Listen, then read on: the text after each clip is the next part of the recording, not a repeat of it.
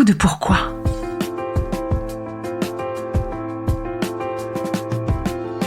Écoutez bien, ici, les spécialistes de la résilience, les survivants du cancer, vous racontez leur traversée, leurs chocs, leurs peurs, leurs espoirs et leurs choix face à cette maladie qui les transformera à tout jamais.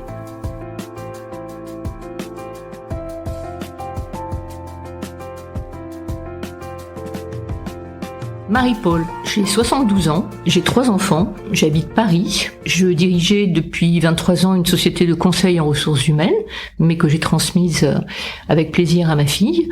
J'ai un lymphome appelé gentiment des cellules du manteau et j'en suis à un stade 4.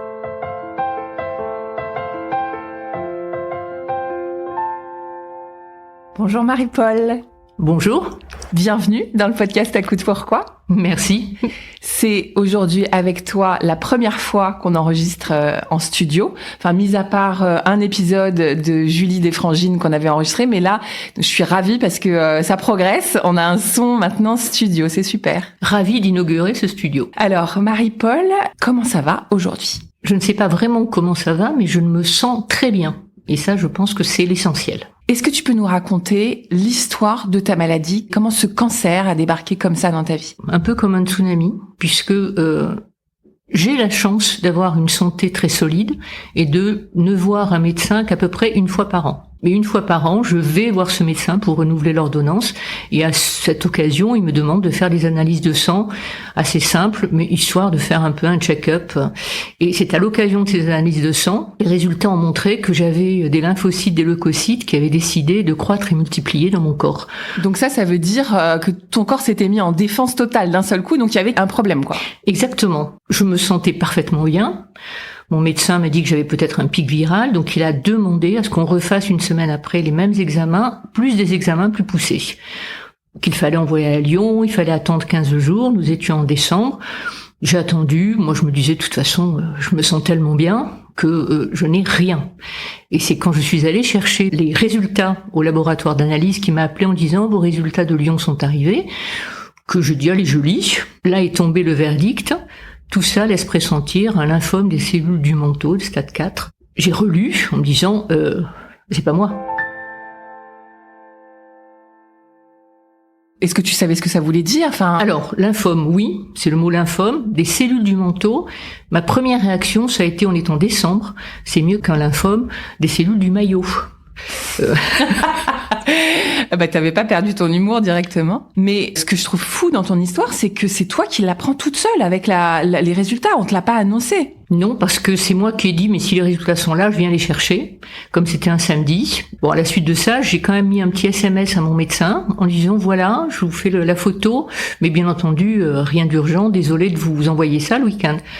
Et là, dans la minute qui a suivi, mon téléphone a sonné et c'est lui qui m'appelait en me disant « Rendez-vous lundi matin 9h, on va tout prendre en main, ne vous inquiétez pas, maintenant on sait, on se retrouve lundi matin, tâchez quand même de passer un bon week-end. » Donc t'avais compris qu'un lymphome c'est un cancer, t'avais compris ou pressenti que stade 4 c'était avancé ? Oui, j'ai eu quand même, comme tout le monde, malheureusement, j'ai eu des personnes atteintes de cancer chez mes amis, dans ma famille, autour de moi.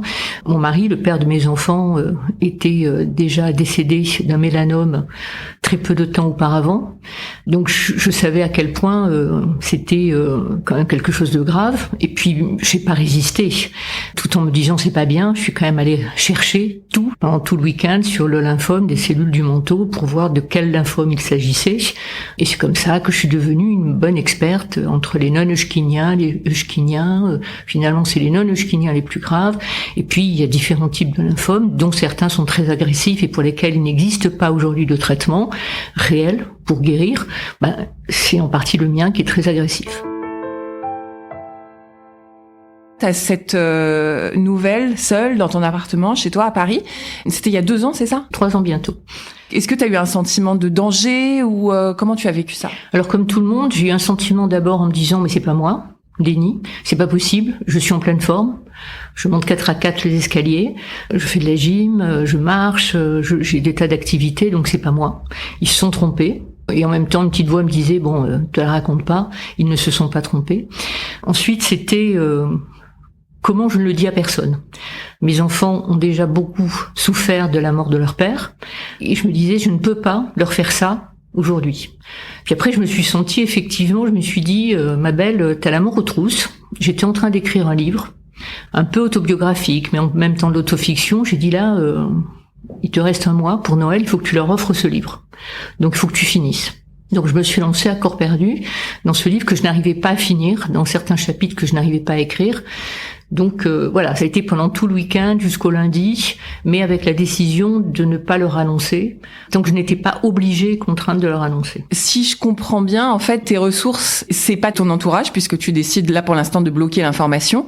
Ta ressource première, c'est plutôt de te lancer dans ton écriture. Oui, c'est de me dire, c'est un combat de plus, t'en as déjà mené, celui-là peut-être tu le gagneras pas. Il y a même de forts risques pour que tu ne le gagnes pas, mais au moins tout ce qui reste, il va falloir que ce soit très bien. Avec, en même temps, je recherche, il y a des traitements, lesquels traitements, l'espérance de vie, les rémissions. Je cherche, je fouille partout pour essayer de trouver à la fois comment affronter, comment mieux savoir, comment aller ensuite voir les spécialistes, mais en étant un peu au courant de ce que ça recouvre, un lymphome des cellules du manteau. Et alors, explique-nous la prise en charge et le traitement finalement. Rapidement, quand j'ai vu mon médecin généraliste, un médecin extraordinaire, très sincèrement, il avait déjà préparé la lettre pour l'onco-hémato, me dit, on va pas se mentir, le combat va être rude, c'est pas simple, mais on va y aller, et puis je vous mets entre les mains de la Rolls-Royce en onco-hématologie sur Paris. Je lui dis, écoutez, moi je voudrais n'en parler à personne, d'autant que vous m'expliquez que ce lymphome peut rester indolent pendant plusieurs mois. Donc il est endormi, il est indolent. Je lui dis, mais moi je suis pas indolente, donc comment on va cohabiter? C'est rigolo parce que tu aimes beaucoup les jeux de mots, enfin vu que tu écris, je pense. J'aime beaucoup surtout ton jeu de mots de lymphomane.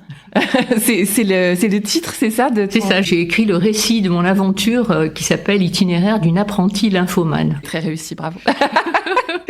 Excuse-moi, je t'ai coupé. Et mon médecin, je lui dis, écoutez, moi, je n'ai pas l'intention, il connaît une de mes filles, il connaît mes enfants.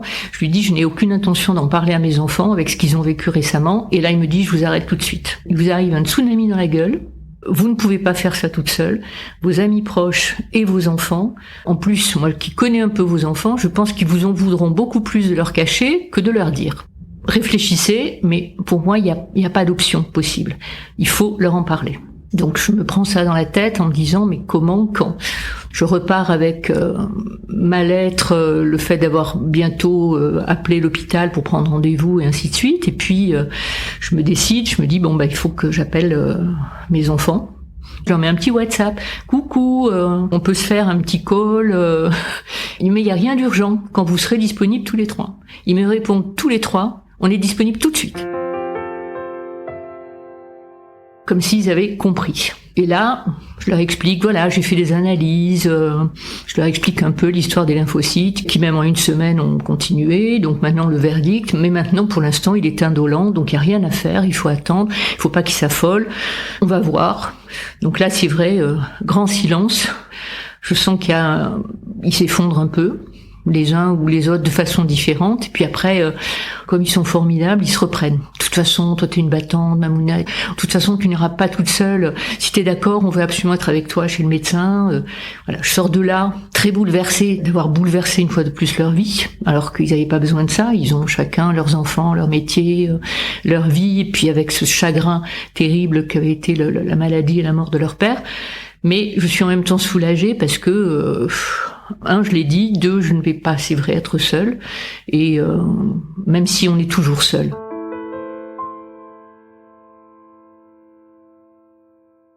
Parce qu'on veut protéger les uns les autres, on ne sait pas se protéger soi-même, et le combat, il faut puiser les forces en soi parce qu'on est très seul. Bien sûr, c'est vraiment une épreuve qui nous explique que voilà, la maladie, ça se vit d'abord dans son corps, hein, et c'est une histoire qui arrive à soi, quoi. Effectivement, ça apprend ça. Donc, t'as rendez-vous avec l'onco-hémato. Comment ça s'enchaîne? Premier rendez-vous avec une chef de clinique absolument extraordinaire, adorable, une jeune femme charmante, très ouverte et qui dit posez-moi toutes les questions que vous voulez. On se revoit dans un mois. Pour l'instant, il est indolent. Ensuite, on verra quel traitement. On va vous suivre, scanner. Cette chef de clinique, je tiens à lui rendre hommage parce que entre elle et mon médecin généraliste, elles ont été formidables toutes les deux. Malheureusement, entre guillemets, étant enceinte, Elle part en congé maternité, donc je dis entre guillemets, parce qu'au contraire, j'étais très heureuse pour elle. Et elle me dit, je vous confie à la chef du service, qui est la plus calée de toute façon. Et comme c'est un lymphome très rare, malheureusement, donc peu de recherche clinique là-dessus, et un lymphome qui n'atteint pas très peu les femmes. Il y a que 25% de femmes qui l'ont, alors qu'il y a 75% d'hommes qui ont ce lymphome des cellules du menton. Quand on a quelque chose d'aussi rare et qui arrive peu à son genre, déjà, c'est quoi le sentiment ? Le sentiment d'injustice et le sentiment d'incompréhension. On se dit, mais pourquoi moi d'abord ? Parce que j'avais fait des recherches et on dit, vous avez été en lien avec des pesticides, on a des pistes environnementales. Alors moi, je suis quelqu'un qui adore le bon vin, mais à peu près 2 verres par mois. Je ne fume pas. Je mange plutôt bio, je mange quasiment pas de viande, je fais de la gym. Pas du tout le profil... Mais rien, pas le profil à risque. Je me dis, merde. Et après on se dit, on va arrêter les pourquoi, c'est maintenant comment on fait. Parce que le pourquoi, on trouvera pas. Alors, tu dis que ton lymphome est indolent, c'est-à-dire qu'il se reflète pas dans ton corps, il se passe rien dans ton corps, il t'envahit pas. Enfin, c'est ça au départ. Voilà, au départ, c'est-à-dire que je fais un scanner et on me décèle des tas de petits ganglions, parce que ça se révèle comme ça. On a des chaînes de ganglions, ça atteint toute la chaîne ganglionnaire, et j'ai des ganglions un peu partout déjà, mais qui sont, c'est un joli nom, infracentimétrique. Mais on sait déjà que j'en ai dans les poumons, dans le foie, dans la rate, dans les intestins, enfin partout. Sauf dans la tête. Et tant que c'est infracentimétrique, il faut rien faire. On fait rien. Non. Malheureusement, ça ne dure pas comme ça. Ça dure beaucoup moins longtemps que m'avait dit aussi bien mon médecin que l'onco-hématologue de l'hôpital où j'ai été suivie. Puis un jour, je sens... je regarde, d'ailleurs c'est un réflexe que j'ai toujours maintenant, régulièrement, c'est un réflexe, je touche le creux de mon omoplate et je sens une boule. Et puis surtout, je me sens de plus en plus fatiguée et je maigris. Et je suis atteinte de crise de fatigue, mais soudaine, c'est-à-dire que je vais marcher 10 minutes et soudain je me dis, il faut que je m'allonge. Ça, c'est pas toi, ma fille, ça va pas. Et je vois que je perds des kilos. Je vais quand même en consultation et en consultation, on me refait faire un scanner, ça a grossi, mais la grande papesse de l'onco-hématologie me propose un traitement. Elle me dit, vous avez le choix. Soit, quand il faudra vous traiter, on va passer par un traitement classique de chimiothérapie, avec tous les effets secondaires que vous connaissez déjà, les cheveux, les nausées, les fatigues, la peau. Bon, je vous fais pas un dessin, j'ai l'impression que vous connaissez. Et sinon, c'est un traitement expérimental qui a l'air de donner de bons résultats. Et vous êtes pile dans la cible. Il s'appelle Oasis. Je lui dis bon, je peux réfléchir. Ah non, vous choisissez tout de suite, c'est maintenant. Wow. Ben, de toute façon, moi la chimio, ça me fait une peur. Je suis hémétophobe, je ne supporte pas de vomir. Donc l'idée d'avoir une chimio et d'aller vomir, ça me fait plus peur que la maladie. Donc je lui dis mais Oasis. C'est bon. Voilà. En même temps, il y a le Covid. Et puis Oasis ne vient pas. Et puis mon état s'aggrave. Et puis moi, il y a effectivement ce ganglion. Puis on me passe un scanner. Je retourne la voir. Elle me dit, mais on va encore attendre. Janvier, février. Parce que les labos, traînent. Mais peut-être ça va se débloquer. Puis je lui dis, mais moi, je me sens de plus en plus mal. J'ai ce ganglion. Et puis elle me dit, mais on va encore attendre. Parce qu'elle est dans ce protocole de recherche, je fais partie d'une cohorte pour qui ça pourrait être intéressant. Oasis se transforme en mirage, puisque un jour, je passe un scanner, j'ai des ganglions absolument partout, qui sont énormes. Elle l'avait vu, mais elle l'avait mal regardé, et puis elle m'appelle. J'ai le souvenir, elle me dit, je comprends pourquoi vous étiez si fatigué, votre ganglion, tout ça, j'ai bien regardé en cellule collective, vous savez, quand ils se réunissent tous en réunion intermédicale, c'est plus possible, on peut plus attendre, il faut démarrer la chimio, ça c'est le mercredi. Mon assistante va vous appeler pour prendre un rendez-vous pour le lundi et tout de suite entrer très vite en protocole de chimiothérapie. Écoutez, je vous souhaite quand même une bonne journée, au revoir. Sauf que moi, je sentais bien. J'avais un scanner qui était pourri. Tout avait beaucoup grossi. J'étais épuisée tout le temps. Mais elle essayait de retarder le plus possible. Et là, j'ai pas le choix.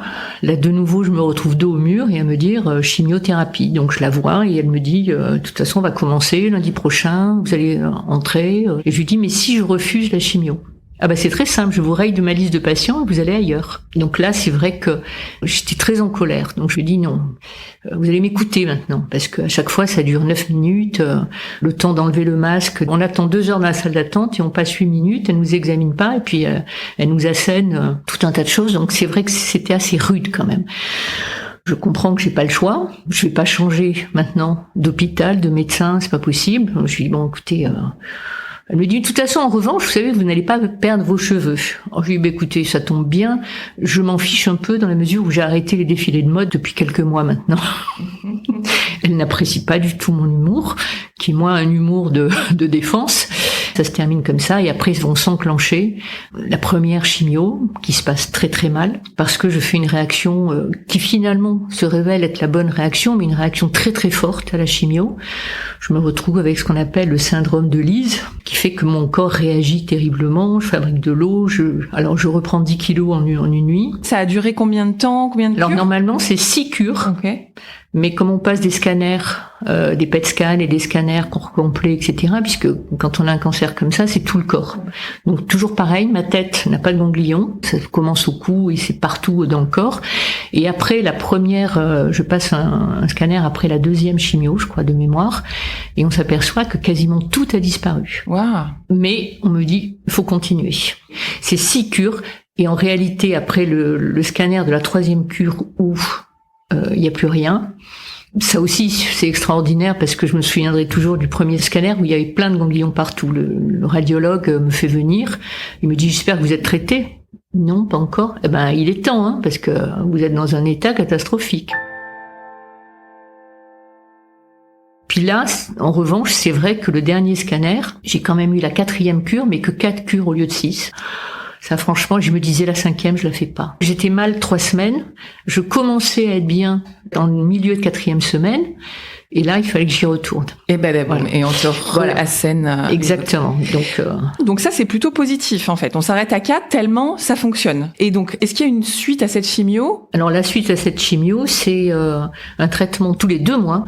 Un traitement en hôpital de jour. C'est une perfusion de un produit qu'on appelle le rituximab, qui est un peu un produit d'immunothérapie qui permet de continuer à bien tasser tous les globules blancs, les leucocytes, les fameux lymphocytes T qui sont responsables de ce lymphome, parce que c'est une déviance entre guillemets génétique. Ce sont les lymphocytes qui à un certain moment ils décident de déconner et ils se prolifèrent pour se défendre contre rien, mais tout prolifère mal et c'est les mauvais qui prolifèrent et qui vont envahir et qui déclenchent ces lymphomes. Donc je suis depuis maintenant bientôt 2 ans sous ce traitement que je fais en hôpital de jour. J'y passe 3-4 heures et je ressors de là.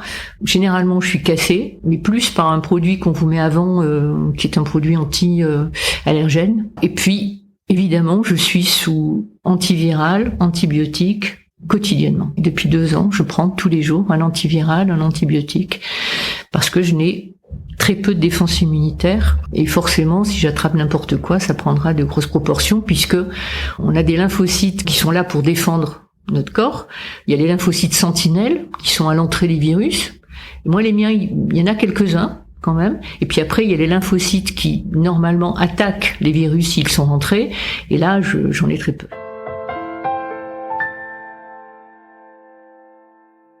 Et donc, tu nous as parlé de ton médecin, Marie-Paul, et j'ai l'impression que ça a ajouté un peu de la souffrance à ton épreuve, cette relation que tu avais avec elle, ou cette personne, comment elle te conduisait, c'est ça? Oui, c'était quelqu'un de très dur, de très froid. Alors elle est brillante, qui est une experte dans tout ce type de maladie, en oncohématologie, mais c'est quelqu'un qui a une relation au patient qui est terrible d'indifférence, terrible de dureté. Alors, moi, j'ai puisé en moi le fait de me mettre en colère tout en étant très bouleversée et ça m'a renforcée dans mon combat en me disant mais on n'a pas besoin de se battre contre son médecin. On n'a pas besoin de se battre contre un service. J'ai eu cette chance d'avoir un médecin généraliste formidable, d'avoir un entourage familial formidable, mais Le fait d'être suivi, je pense qu'il faut véritablement faire en sorte que les médecins qui annoncent, qui parlent des traitements, qui expliquent, prennent ce temps et cette écoute vis-à-vis d'un patient, cette écoute qu'on n'a pas.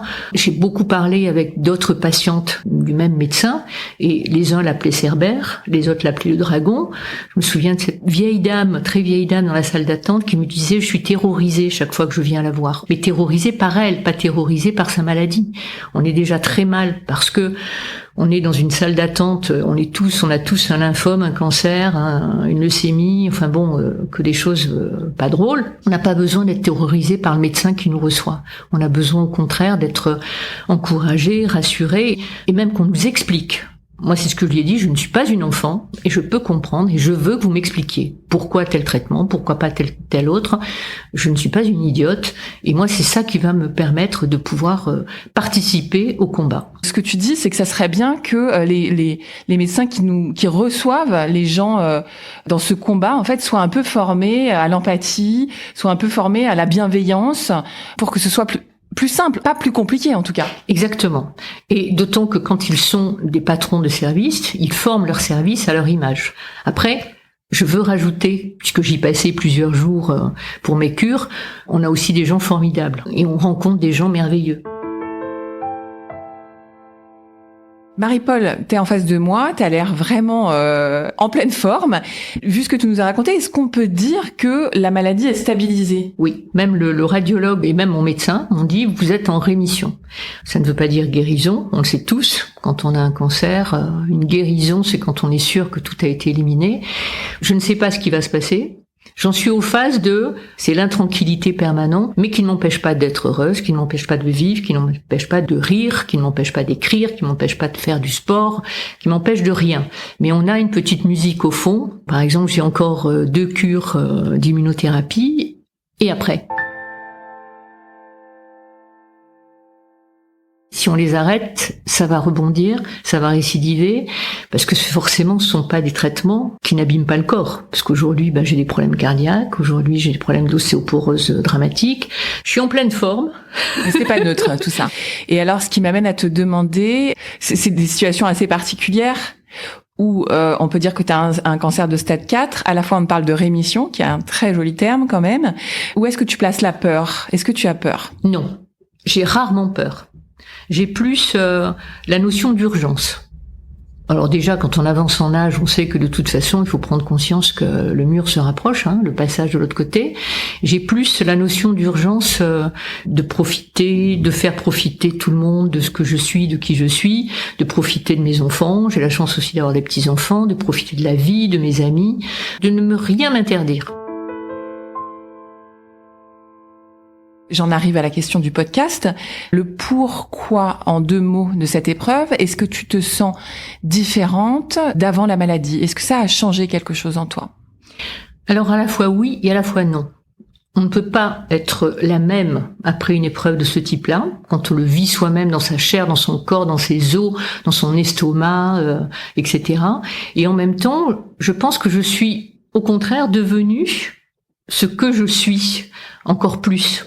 À la fois, pas une transformation, mais au contraire, être une métamorphose, mais la métamorphose de ce que j'étais. Tu veux dire, ça t'a rapproché de toi ? Oui. Il y a une phrase qui dit un oiseau qui marche, c'est qu'il a des ailes. Moi, je n'arrête pas de croire que j'ai des ailes. Et ces ailes-là, elles peuvent encore marcher, je peux encore voler. Et ça m'a rapproché du fait que, oui, il y a cette notion de temps et d'urgence qui est importante, et de se dire chaque heure, chaque minute, même si c'est souvent abstrait, parce que le temps, c'est toujours le même. Donc, je ne me suis pas transformée, je me suis rapprochée de moi-même. Marie-Paul, merci beaucoup d'être venue ici, dans mon studio, partager ton histoire, et je te souhaite une bonne route. Merci beaucoup de m'avoir accueilli aussi, si bien accueilli, et de m'avoir permis d'exprimer tout ce que je ressentais. Si cet épisode vous a plu, vous pouvez vraiment nous aider à le rendre plus visible en lui donnant 5 étoiles sur Apple Podcast et en rédigeant votre commentaire. Merci.